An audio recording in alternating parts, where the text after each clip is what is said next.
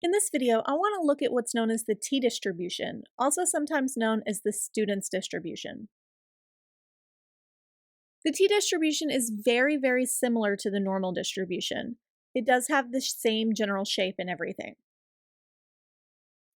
In order to use the normal distribution, we need to know the value of the population standard deviation. So the t-distribution is what we use when we don't have that value of the population standard deviation. The t-distribution does depend on this idea of degrees of freedom, which is given by n-1, our sample size minus 1. So the t-distribution is kind of an estimate for the normal distribution whenever we don't have this population standard deviation. Here I have a graph of the t-distribution.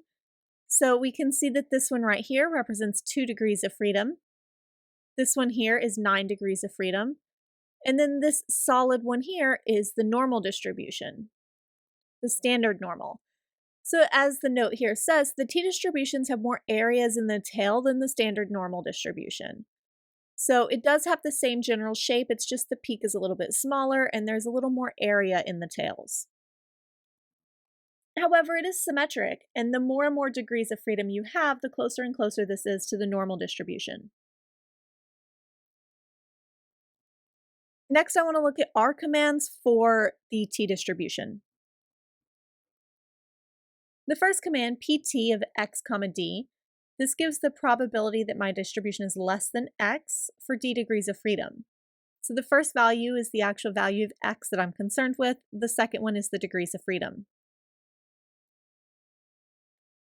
And just like with our other continuous distributions, we can use 1 minus p of t of xd to get the greater than probability, or we can subtract 2 values to define the in-between probability.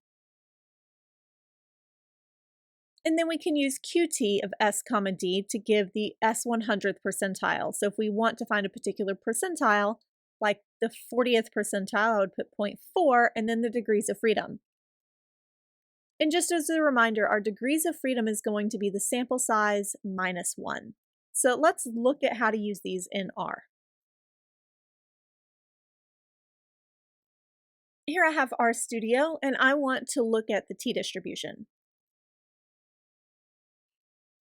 Let's suppose I want to find the probability that x is smaller than 2.8 with 7 degrees of freedom. Running the command 2.8, 7 would give me that probability as being 0.9867.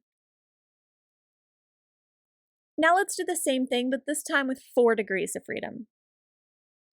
This time my probability jumps down to 0.9755942. So we can see this is the idea of there being more area in the tails. The smaller your degrees of freedom, the more area in the tails. And so we see these proportions goes down slightly. Next, let's look at the 95th percentile with 8 degrees of freedom. So here I would have qt of 0.95, 8, and that gives me 1.85948. Now let's do this with 3 degrees of freedom instead. We can see now we get 2.353363. This is once again that extra area in the tails.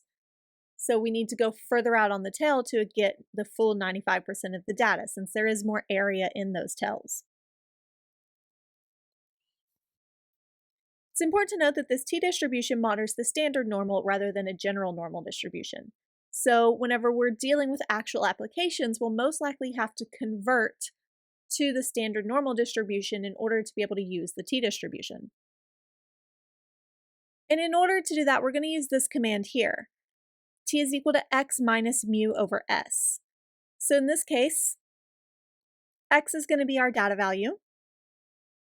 Mu is our population mean, and if we don't have our population mean, we can equivalently change this to an x bar for our sample mean.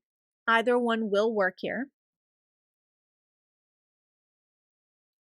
And then S will be our sample standard deviation.